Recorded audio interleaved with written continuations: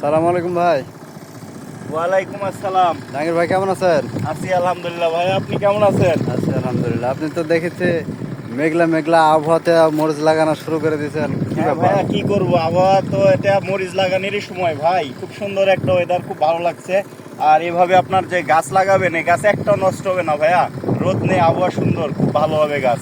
100 100। তো আপনি তো কাগজ দিয়ে এগুলো কি লাগাচ্ছেন ভাই? কাগজ দিয়ে মরিচ হ্যাঁ লাগাচ্ছেন ভাইয়া, এত? এটা আসলে বুঝেন না, ডিজিটাল যুগ। এটা হচ্ছে মালচিং পেপার। এটা আমরা আসলে সংগ্রহ করে থাকি। সংগ্রহ করলে হয় কি আপনারা জানেন, এই মালচিং পদ্ধতি ব্যবহার করলে আপনার এটা পরিশ্রম কম হয় এবং আপনার লোকজন কম লাগে। এটা আসলে ঘাস হওয়ার কোনো সিস্টেম নেই, সেই কারণে আমরা এই মালচিংটা ব্যবহার করে থাকি।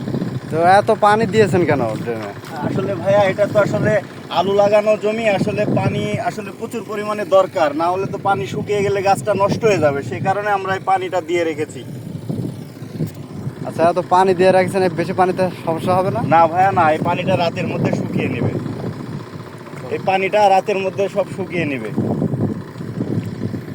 আচ্ছা ভাই, তো আপনি যে এখানে মরিচ লাগাচ্ছেন, এটা আপনি কিভাবে বুঝলেন যে এরকম করে লাগাইতে হয়, মালচিং করতে হয় বা মরিচ লাগাইতে হয়? এটা আসলে ভাইয়া, আমি কি কিভাবে বলবো, বুঝলেন? আমার আসলে এক ভাই আছে, তার কাছ থেকে আমার এটা শিখা। সে অনেকগুলো জমি লাগিয়েছে, তো উনি সফল, ঠিক আছে।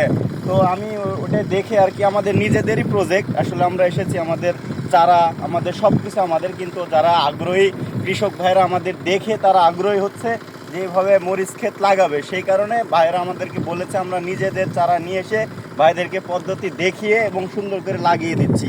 তা আমি কি কৃষক ভাইদেরকে বলতেছি, যারা আপনারা এই মরিচ চাষে আগ্রহী, তারা অবশ্যই আমার মেসেঞ্জারে নক দিবেন। আমরা সব কিছু আপনাদেরকে ডিটেলস বলবো এবং কিভাবে কি করতে হবে আপনাদেরকে বলে দেবো, সমস্যা নেই। তা আপনি এত সুস্থ সবল গাছ কোত্থেকে পাইলেন আর কাগজ পাইলেন কোত্থেকে? এটা আসলে ভাইয়া, আমাদের যে ভাই মারুফ ভাই, এই মারুফ ভাই চারাগুলো নিজেই রোপণ করে থাকে। সেইখান থেকে আমরা অলরেডি আমাদের রাজশাহী জেলাতে অনেক জায়গাতে সাপ্লাই দিয়েছি। এগুলো আসলে খুবই ভালো। এটা আপনারা যদি নিতে চান তাহলে অবশ্যই কৃষক ভাইদেরকে দৃষ্টি আকর্ষণ করে বলছে, আপনারা এই চারা নিতে চাইলে আপনারা বিশ্বাস করেন, এই চারাগুলো ভাই 40 থেকে 45 দিনের মধ্যে আপনারা এই মরিচটা উঠাইতে পারবেন।